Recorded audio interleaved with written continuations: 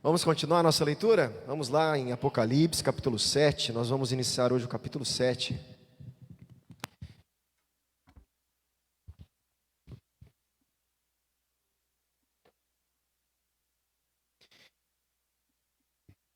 Na verdade, eu acho que a gente leu já, né? Versículo 1 ao 3. Eu quero ler de novo e a gente começar a fazer alguns comentários aqui. Lembra que nós estamos falando agora de um interlúdio. Existe uma interrupção dos selos, tá?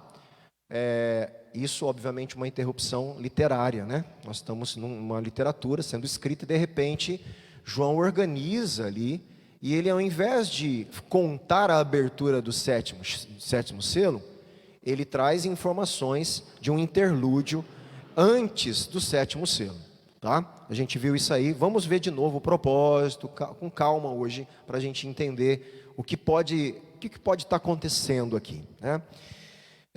Vamos lá, Apocalipse 7, versículo 1. Depois disso, vi 4 anjos em pé nos 4 cantos da terra, segurando os 4 ventos da terra, para que nenhum vento soprasse sobre a terra, nem sobre o mar, nem sobre a árvore alguma. Vi outro anjo que subia do nascente do sol, tendo o selo do Deus vivo. Ele gritou com voz bem forte aos 4 anjos, aqueles que tinham recebido poder para causar dano à terra e ao mar, dizendo: não danifiquem nem a terra, nem o mar, nem as árvores, até marcarmos com um selo a testa dos servos do nosso Deus. Até aí, nós vamos agora ler algumas coisas e comentar aqui. Então, esse interlúdio tem como um de seus objetivos consolar os cristãos perseguidos. Lembra que ele está conectado com o último versículo do capítulo 6. Leia aí, versículo 17. Dá uma olhada aí na tua Bíblia. Porque chegou o grande dia da ira deles. Quem poderá subsistir? Quem vai subsistir tudo aquilo que está falando que acontece no sexto selo? Né? Que todo mundo agora, né, os montes estão caindo, as ilhas estão se movendo, as montanhas, está havendo um colapso cósmico. Sol, lua, estrela, quer dizer, o universo está colapsando. Isso debaixo da ira de Deus, de um julgamento. Quem vai subsistir a isso? E Deus, lembra que Jesus mandou João escrever isso para quem? Para a igreja. Imagine eles lendo isso, na primeira leitura, alguém lendo, e a igreja, as 7 igrejas da Ásia ouvindo, qual que seria a pergunta deles? Mas João, né? Ou fulano aí que está lendo para a gente, quem vai subsistir? Se você está falando que o sexto selo está acontecendo isso, quem? Aí o interlúdio entra, e ele fala: calma, segura a onda aí todo mundo, que vai destruir as coisas, porque eu vou selar os meus. Então o interlúdio é um tipo de consolo para aqueles que estão, Deus, mas e nós? O Senhor já falou para a gente que a gente vai sofrer perseguição, né? O Senhor já disse para a gente estar preparado, que os mártires vão chegar ao número correto aí de mártires. Mas diz sob o teu juízo, e agora? Calma que eu vou selar vocês, tá? Então existe aí então uma parada. Por isso que eu estou falando, a leitura que eu vou fazer é semelhante a desses homens e do Lissaião também. Para mim, está acontecendo, pode ser que não seja, pode ser que haja uma continuidade linear, mas a forma que eu estou vendo, e que nós vamos ver conexão depois com as trombetas lá para frente, existe agora, é como que se a literatura voltasse atrás, desse um zoom, abrisse um zoom e explicasse que antes de acontecer essa destruição da terça parte da terra, e antes de chegar o dia do Senhor, ele vai selar os seus. Essa é uma leitura cíclica que nem todo mundo concorda, tá? Os interlúdios têm vários propósitos. Vamos lá, o primeiro propósito. Por quê, gente, os interlúdios? Porque tem outro interlúdio lá na trombeta depois, e tem um outro interlúdio depois, tá? Lá a gente conversa sobre eles.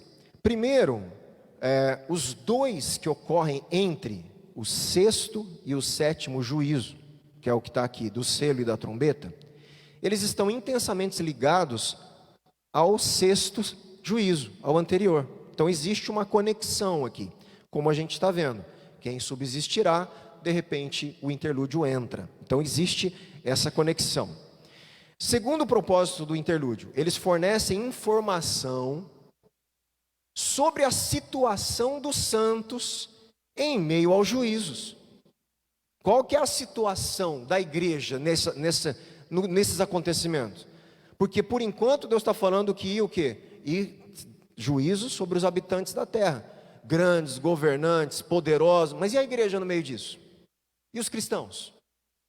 E ele vai trazer então informações da situação dos salvos em meio a isso que está acontecendo. E também vai trazer para a gente conhecimento, lá no outro interlúdio, sobre o conflito que está acontecendo também, tá? Então, é interessante aí. Então, primeiro, segundo, terceiro propósito que a gente pode falar, eles ressaltam ainda mais a soberania de Deus. Por quê? Porque só acontece as coisas a hora que Deus permite. Ó, fala lá que não pode soltar o vento ainda, segura. Não vai, eles estão autorizados para destruir a terra, o mar e as árvores, mas não vai fazer isso enquanto eu não selar os meus. Grita lá, anjo, proíbe eles aí lá, manda todo mundo esperar. As coisas só acontecem a hora que Deus permite. Isso lembra a gente que isso está conectado ao capítulo 4 e 5. Existe alguém sentado no trono, que não perdeu o domínio de nada, que governa as coisas. Tudo o que vai acontecer, nós não vamos perder de vista o quanto que nós ficamos lá no trono. Nunca perder de vista por quê? Porque o trono foi apresentado para a gente, mostrando que tudo que vem está sob o governo e a soberania de Deus. No caso do capítulo 7, que é o capítulo que nós estamos, como eu disse, né, a gente deve começar então com a pergunta: quem pode subsistir? Esse interlúdio responde à pergunta e realça que ele vai destacar o contraste entre os pecadores e os santos. Então vai realçar esse contraste dos habitantes da terra com os habitantes celestiais, que são a igreja, tá? Os habitantes da terra ou os pecadores não resistirão quando o juízo de Deus se abater sobre eles. Mas os habitantes do céu, ou os santos, subsistirão, porque eles têm o selo de Deus. Portanto, eles certamente subsistirão em meio aos juízos derramados sobre este mundo. Como Biel disse, está citando ele aqui, tá? E por incrível que pareça, quem está citando Biel, aqui nessa passagem, é o Osborne. Olha que interessante como eles se conversam e se respeitam ao ponto de um influenciar a teologia do outro. Então, o Osborne está citando o outro aqui. Como Biel destaca a repetição da palavra histemi, que é subsistir, mostra que a pergunta, quem pode subsistir, é respondida, que interessante, pela grande multidão em pé diante do trono. O capítulo 7 vai mostrar que a grande multidão subsistiu e ela vai estar diante do trono louvando e adorando a Deus. Então essa é uma questão interessante aí que nós vamos ver aqui mais para frente, com detalhes. Ainda algumas observações aqui. Os santos selados, né? Nós vamos ver aqui que os próximos versículos vão falar disso. Eu queria ler, vamos ler, continuar até o 8 e a gente volta de novo. Versículo 4. Então ouvi o número dos que foram marcados com selo. Eram 144 mil, e todas as tribos dos filhos de Israel. Da tribo de Judá foram marcados com selo 12 mil, da tribo de Ruben 12 mil, da tribo de Gade 12 mil, da tribo de Azer 12 mil, da tribo de Naftali 12 mil, da tribo de Manassés 12 mil, da tribo de Simeão 12 mil, da tribo de Levi 12 mil, da tribo de Issacar 12 mil, da tribo de Zebulon 12 mil, da tribo de José 12 mil, da tribo de Benjamim foram marcados com selo 12 mil. Então você percebe que aqui existe gente sendo marcado, que são aqueles, quem vai subsistir? E aí começam-se então marcar com selo 144 mil. Aí nós vamos lá para frente fazer a discussão. É literal? Não é literal? Eu vou já dar um spoilerzinho para você aqui. com a dificuldade um pouquinho da minha já da literalidade, que eu já vou adiantando aqui. Por exemplo, cadê a tribo de Dan aí? Não tem. Sumiu. Ué, mas a tribo de Dan não é uma das 12 tribos de Israel? Ela é. Por que está tirado? Por que Rúben não vem primeiro? Se Rúben é o primeiro filho primogênito. Entende? Por que José está, sendo que as tribos e as terras foram divididas, não para José, mas para os filhos, Efraim e Manassés? Cadê Efraim? Então nós temos algumas perguntas já para levantar, tá? E aí eu vou deixar o século pulga atrás da orelha, não vou responder, né? Mas para você perceber que a probabilidade dessas tribos e da numeração ser mais simbólica do que literal faz mais sentido já, porque senão já está excluindo Dan, invertendo tribo. Efraim, cadê? Ficou sem, né? José entra, Manassés entra, que é o filho de José, e Efraim não. Então você tem uma confusãozinha, né? Que as tribos elas não eram organizadas assim. E eu vou explicar organizações de tribos conforme questões teológicas. Isso inclusive no Antigo Testamento. As tribos que aparecem no peitoral é diferente das tribos na hora que divide a terra, que é diferente da hora que é relacionado com os filhos, né, do patriarca. Então você vai ter diferentes formas de organização da tribo, das 12 tribos, conforme a mensagem, a teologia e o acontecimento daquele momento. E Apocalipse não é diferente. Então há aqui uma organização simbólica, provavelmente, que é desenvolvida depois, conforme o ciclo de literatura que uma explica a outra. Então eu já estou adiantando o jeito que eu leio isso, que não é o jeito que os dispensacionalistas leem aqui no Brasil.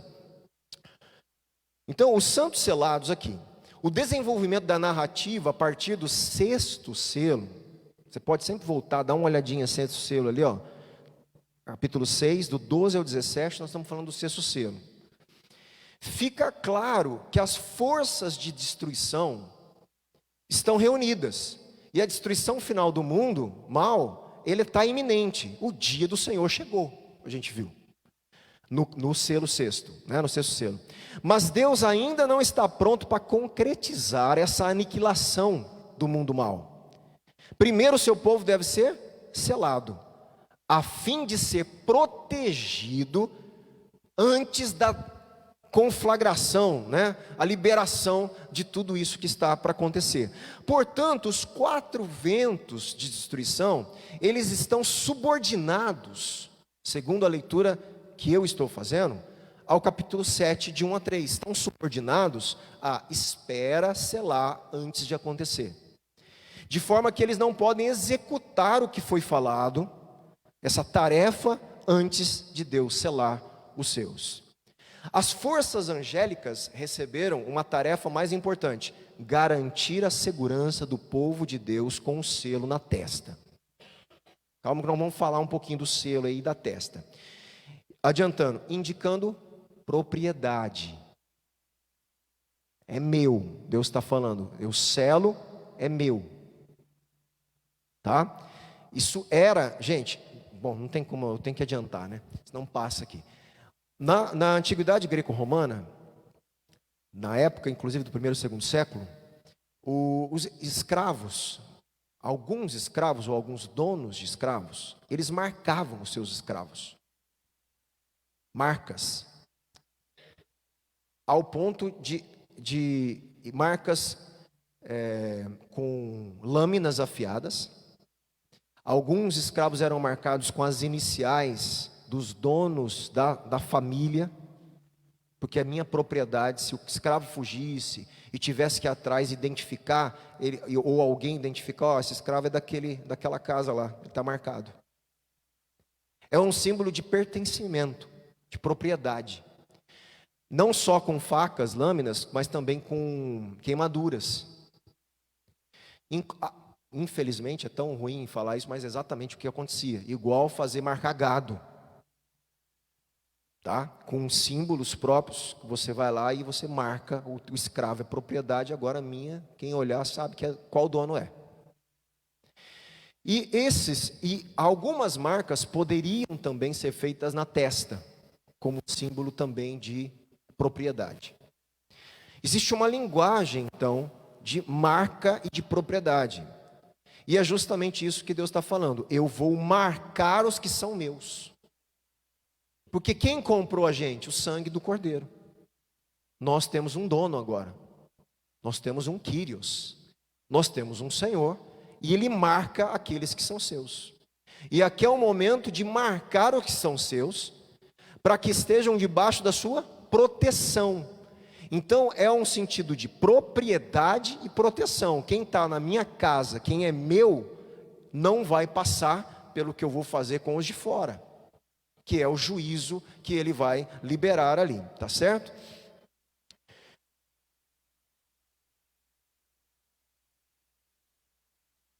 Vamos continuar a leitura. Vamos ler novamente. Versículo 1. Depois disso vi 4 anjos em pé nos 4 cantos da terra, segurando os 4 ventos da terra, para que nenhum vento soprasse sobre a terra, nem sobre o mar, nem sobre a árvore alguma. 4 anjos estão em pé, nos 4 cantos da terra, retendo os 4 ventos, que são ventos de destruição. Gente, é óbvio que a gente já sabe, terra não tem canto, certo? Terra não tem como, não existe canto da terra. Você percebe que é uma linguagem metafórica, é uma linguagem simbólica, não existe canto. Até hoje a gente fala, né, de cantos, 4 cantos, mas não existe, a terra não existe canto. Quando fala 4 cantos da terra, está falando da totalidade da terra. O 4 está vinculado a uma totalidade que diz respeito à terra. O 7 vinculado a uma perfeição divina e as coisas, né, divinas. O 4 vinculado a uma totalidade do que acontece na terra. Por isso 4 cantos da terra, uma totalidade da terra. Diz respeito ao que está acontecendo na terra. Então, existe 4 anjos, 4 ventos da terra de destruição. O número 4, então, também é um dos principais números do livro. Os 4 anjos aqui estão relacionados com os 4 anjos, lá do capítulo 9, versículo 14, que podem remontar aos 4 espíritos do céu, mencionado em Zacarias 6. Vamos lá, vamos devagar. Abre a Bíblia, vamos abrir agora em Zacarias 6. Preste atenção aí, ó. Deixa eu ver se é esse texto mesmo, gente.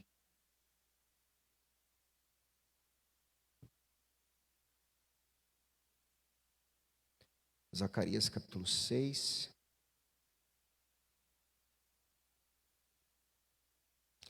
Vamos ler do versículo lá também, olha que interessante. Do versículo 1 ao 5, Zacarias também está tendo uma visão e que tem tudo a ver com a simbologia que está acontecendo aqui agora. Você quer ver? Zacarias 6, de 1 a 5. Miriam, pode pôr a NAA, que é a que eu uso toda terça aqui, para ficar certinho para o pessoal. Esqueci de te avisar. Zacarias 6, versículo 1. Outra vez, levantei os olhos e vi, e eis que 4 carruagens saíam do meio de 2 montes. Esses montes eram de bronze. Na primeira carruagem, os cavalos eram, olha só, nós não vimos lá os 4 cavaleiros, no primeiro selo, segundo selo, terceiro e quarto selo? Nós lemos Zacarias também em relação aos selos. Então, ó, na primeira carruagem os cavalos eram vermelhos, na segunda eram pretos, na terceira eram brancos e na quarta eram baios. Todos eram fortes. Então, perguntei ao anjo que falava comigo, meu senhor, o que é isso? O anjo respondeu, ele está perguntando, o que são esses 4 cavaleiros da carruagem? O anjo responde o que para eles? São os 4 ventos do céu, que saem de onde estavam diante do Senhor de toda a terra.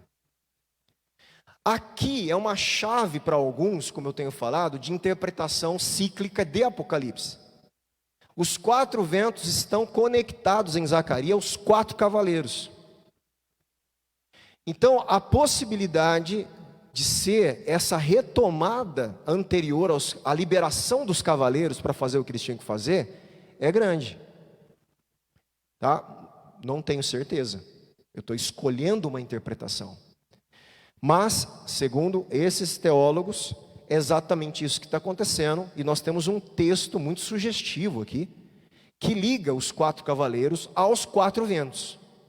Tá claro aqui o texto, né?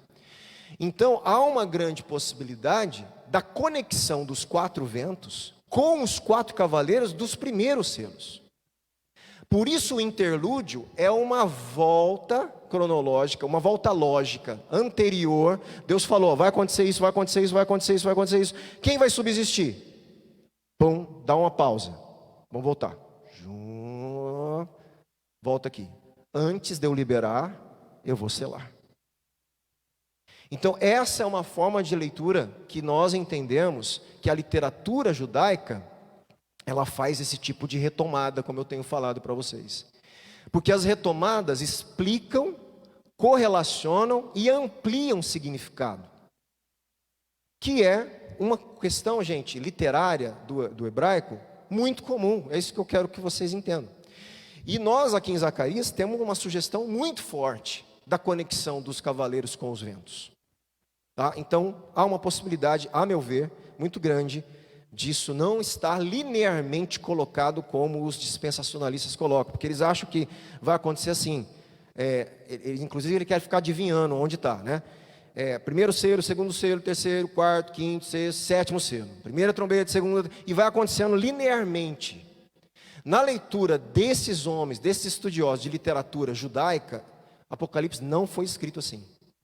Existe uma mentalidade cíclica, escatológica e inclusive de literatura apocalíptica, que é uma das coisas que ele também trabalha, o Collins, e outros que são especialistas em literatura apocalíptica. Então, dentro dessas coisas que eu vou vendo e a gente vai lendo, Zacarias como um texto forte para isso, há uma possibilidade, a meu ver, que não seja realmente linear, como uma grande maioria das pessoas leem, tá bom? Pastor, mas e se for? Não tem problema. O que nós temos que entender é que a mensagem central do livro não muda em nada. É isso que a gente tem que entender. A gente às vezes vai querer ficar discutindo, né, umas coisas que não tem necessidade, porque a mensagem central é: Cristo vai vencer, persevere até o martírio, né, o dragão vai se levantar, os juízos de Deus vão vir sobre a terra, os mártires vão ser vindicados. Gente, a mensagem central ela não muda. Então nós não precisamos aqui discutir e ficar discutindo e dividindo a igreja para falar, não, é cíclico, eu vou ter, é literal, é linear. Meu irmão, pelo amor de Deus, se você acha que é linear, continua achando, vai estudar, vai ver se tua teoria faz sentido, né? Só que se permita repensar. Foi o que eu tive que fazer com a minha estrutura de pensamento em muitas coisas teológicas. Eu faço até hoje. Eu sou uma pessoa que aprendi a repensar aquilo que eu penso. Eu não preciso estar certo em tudo. Eu tenho que rever e falar, aqui eu tenho que ajustar minha teologia. Aqui eu estou pensando certo, mas não está tão certo. Porque nós não estamos falando de coisas essenciais. O que a gente não pode errar é o Evangelho, a pessoa de Cristo, a obra de Cristo. Ele ressuscitou, vai voltar, só Ele é o caminho, o reino pertence a... Isso nós não podemos negociar. Certo? Agora, as outras coisas, se eu tiver errado, eu vou refazer. É muito simples na minha cabeça hoje. Se eu tiver errado, reformulo a teologia. Poxa, realmente eu pisei na bola aqui, vamos repensar e vamos reorganizar. E vamos ver se é uma melhor forma da gente ler aquilo que é, não é essencial, é secundário. Eu não estou dizendo que não é importante. Eu estou dizendo que não é essencial para a salvação. Isso não é essencial para a salvação. Eu entendi se isso aqui é literal, se é linear ou cíclico. Isso não é essencial para a salvação. Isso não é essencial nem para a missão da igreja. Não é essencial. Para que eu vou discutir, querer falar que eu estou certo para as pessoas? Não tem problema nenhum. Se você, todo mundo aqui, né, pensar que seja linear, não tem problema. Nós estamos estudando, mas aonde eu vou frisar? Sempre, eu sempre vou voltar. Qual a mensagem central de Apocalipse? Aí a gente não pode negociar. É isso. Jesus vai voltar. Ele vai julgar a maldade do mundo. Ele vai vencer o mal e ele vai vencer o espírito anticristo, seja ele quem for, né?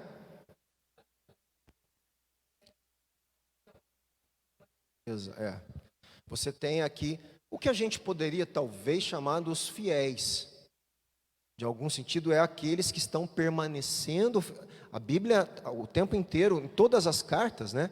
Aquele que permanecer fiel até o fim. Então, existe um povo fiel a Deus até a morte. Quer dizer, independente da sua própria vida, eles estão comprometidos com o Evangelho e com Cristo. Então, realmente é uma qualidade de vida com Deus que Deus está, que são os que Ele selou. Né? Basta a gente saber agora, é uma convicção de cada um. Estou selado ou não estou, né? Nós vamos ver mais sobre o selo e nós vamos conversar um pouquinho mais sobre isso aí, né? Então, essa é uma observação aí. Então, não vamos brigar se a gente pensa diferente, no sentido da literalidade, da linearidade, o cíclico, porque não é essencial. Não é essencial. O essencial são coisas importantes. Espera aí, a fidelidade é importante. Então, eu quero fazer parte dos selados. Eu quero andar com Deus para isso. Eu quero, se o fim está próximo, nesse nível, né, que Deus já selou os seus para passar ao final, eu quero então ser um selado, fazer parte disso aí. Né? Então eu acho que isso tem a ver com a nossa vida cristã. Então eu acho que isso tem que conduzir a gente, o Apocalipse, a um compromisso com Deus sempre. E não somente um estudo racional e debates aí escatológicos. Tá? Os anjos estão de pé nos 4 cantos da terra. Outra expressão, como eu já disse, outra coisa na teologia que é muito legal, vou citar para vocês, chama-se expressão idiomática. O que é uma expressão idiomática? Isso é estudo de linguagem, não precisa ser teológico. Expressão idiomática, qualquer cultura tem, e ela tem significado dentro do contexto cultural. Uma pessoa de fora não entende. Por exemplo, nós entendemos aqui, vai chover canivete. Quando a gente fala isso, ninguém olha para o céu e imagina os canivetes caindo. Porque isso chama-se expressão idiomática. Vou morrer de rir, expressões idiomáticas. Vai lembrando aí, se vocês quiserem, aí vai falando. São expressões idiomáticas. Eu vou falar algo esquisito aqui para vocês. Tem uma expressão idiomática na Bíblia que ninguém vai traduzir do jeito que a Bíblia fala. Ninguém. Porque na nossa cultura não faz sentido. Seria algo politicamente incorreto. Não cabe na nossa cultura, mas está escrito lá em hebraico assim. Posso falar? Vocês vão se escandalizar? A hora que o autor vai falar numa situação, em vez de ele falar os homens, ele fala aqueles urinadores de muro,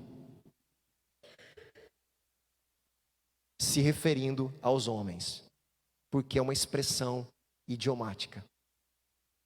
Para eles era comum, isso não soava como soa ruim para a gente. Na época, urinar no muro não era tão esquisito assim para eles. Em ambiente fora dos seus lugares, em campos de batalha, em lugar onde eles estavam fora de casa. Então, para ele identificar os homens, o cara, ao invés de escrever homens, ele escreve urinador de muro. Está na Bíblia. Tá? Eles estão na Bíblia. Uma expressão idiomática. Alguns tradutores não traduzem essas coisas. Na verdade, nenhum traduz. Eles preferem não traduzir, óbvio, porque na nossa cultura não faz sentido. Não faz sentido. Por isso que as pessoas que pegam alguns termos hebraicos também. Lá no hebraico significa isso, meu irmão. Calma. Significa isso para quem?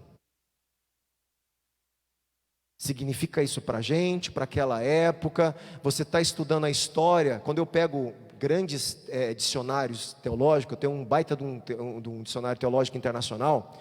Quando eu vou estudar uma palavra, você sabe o que ele faz?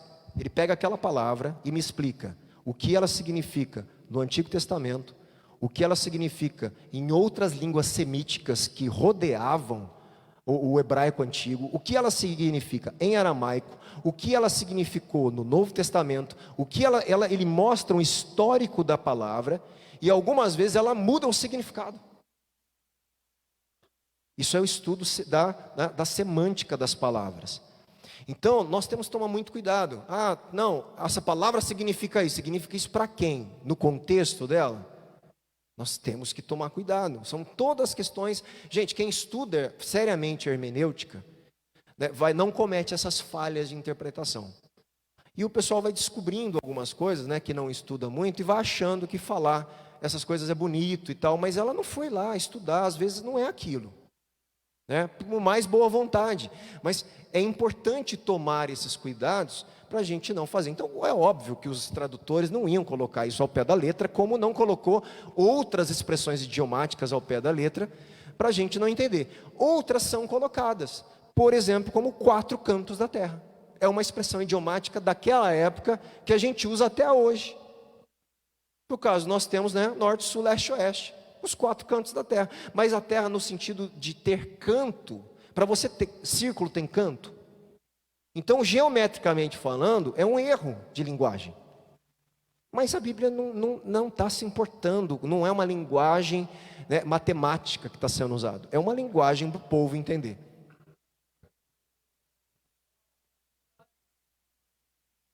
O contexto.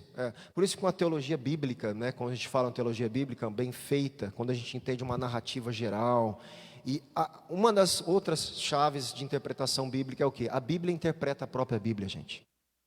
A Bíblia sugere e ela ajuda a gente a entender ela mesma, né? Então é outra coisa importante. Você está vendo quanta coisa a gente está vendo em Apocalipse que a gente está indo lá para trás? Joel, Zacarias, Ezequiel, né? A gente está voltando. Tudo isso está na cultura hebraica, na cabeça dos primeiros leitores, a grande parte deles, que eram judeus e outros gentios que conheciam a Torá. Então, é interessante isso, né? Então, vamos lá, deixa eu voltar aqui.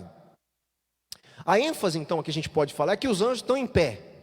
Eles estão em pé e eles estão retendo a destruição que vai vir. Isso é a ênfase aqui. É difícil ver por quê, né? O anjo de Deus está restringindo as mesmas forças que foram liberadas. A gente fica, né? Mas talvez é como eu estou falando, é uma metodologia de ensino aí, de forma descrita da época. Em certo sentido, essa ação enfatiza, como eu falei já, a soberania de Deus. Deus está no controle sobre todo o processo e especialmente seu cuidado com seus seguidores fiéis.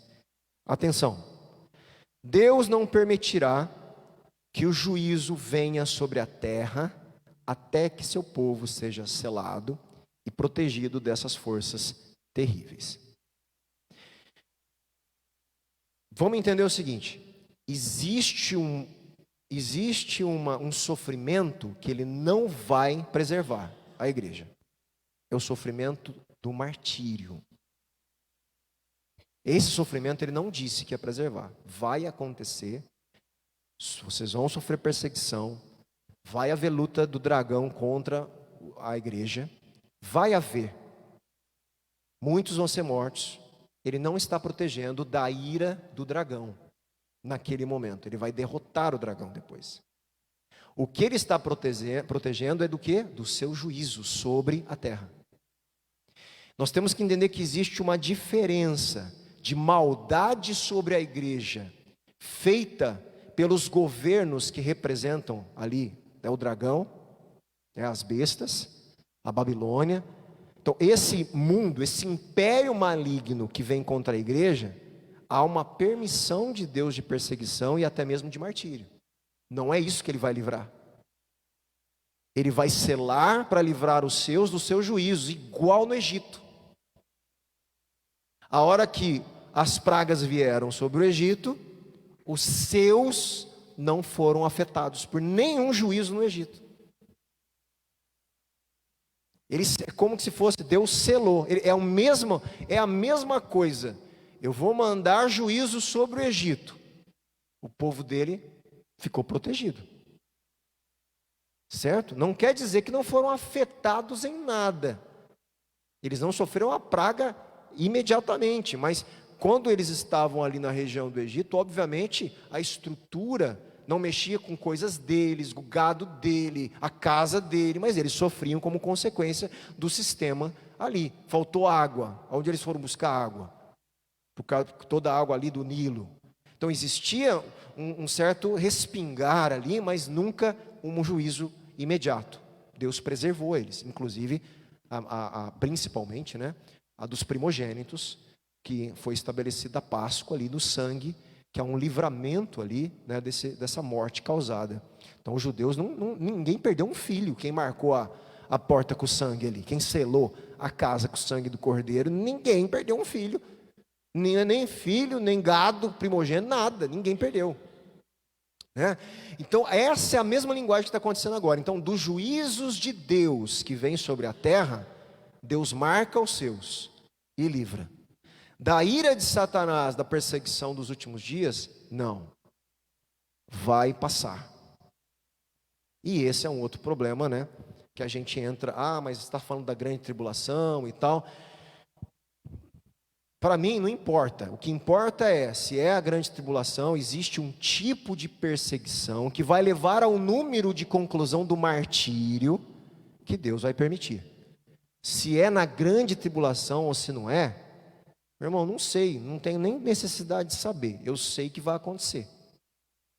Tá? Óbvio que para mim faz sentido que essa tribulação é provocada justamente, né, também contra a igreja.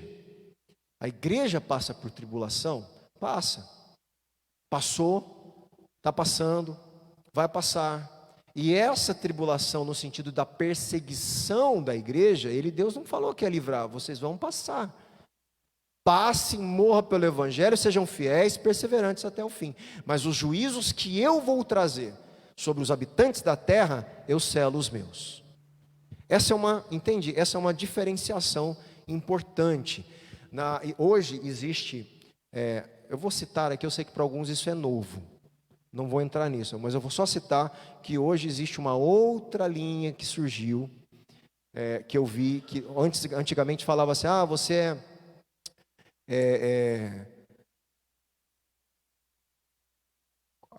do pré-tribulacionista, né, meso-tribulacionista, pós-tribulacionista, e hoje tem uma outra linha, que é a pré-ira, que ela não é nem pré-tribulacionista, nem meso, nem pós, é uma outra linha de escatologia que casa mais ou menos com o que eu estou falando aqui.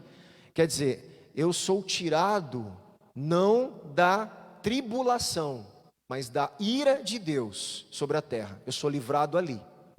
São os pré-iras. Então é uma outra linha que nem existia na época que a gente estudava mais antigamente. Que eles vão estudando, vão fazendo releituras e vão percebendo coisas que não foram percebidas antes. Então, é uma outra, só para vocês saberem que tem, né, gente que estuda e vão tentando entender melhor as coisas aí, tá bom? Para a gente encerrar aqui então, encerramos hoje, o tempo já foi, né? Vai rápido, né? Versículo 2, vi outro anjo que subia então do nascente do sol, a gente vai ver isso a semana que vem. Nascente do sol é o oriente, então tem um anjo que está vindo do oriente e ele tem o selo. O selo é uma bênção para nós, porque ele vai selar a gente, né? Vai selar os 144 mil. E está vindo do oriente, por que do oriente? Aí a gente vai ver o oriente, o Éden ficava no oriente, o Messias, né, e a bênção de Deus, a glória de Deus ia entrar no templo pelo oriente. Então aqui o nascente do sol oriente, ele representa um lugar onde brotava a bênção de Deus. Também uma metáfora, é um símbolo, porque na Bíblia, né, o Éden do oriente, o Messias vem do oriente, a Palestina estava ali, né, é oriente. Então tudo isso era um símbolo, está vindo de um lugar e está representando lugar de bênção, lugar onde eu sempre falei que vinham as coisas boas. Então isso é uma coisa boa, né? Eu já adiantei aqui. E aí ele grita então, é um anjo que tem uma voz poderosa, uma voz forte, um anjo com voz forte. Ele grita para os 4 anjos, aqueles que tinham recebido poder para causar dano à terra e ao mar, dizendo: não danifiquem nem a terra, nem o mar, nem as árvores, até marcarmos com um selo a testa dos servos do nosso Deus. Até ao marcar aqueles que pertencem. são propriedade de Deus, são escravos, como Paulo falou, doulos, escravos de orelha furada, né? Doulos de Cristo, né? Então é isso que nós somos, servos, escravo do Cristo, do nosso Senhor, do universo, pertencemos a Ele, a nossa liberdade está em pertencer a Ele, gente, tá? Então é isso que a gente precisa entender. Semana que vem a gente continua a leitura aí.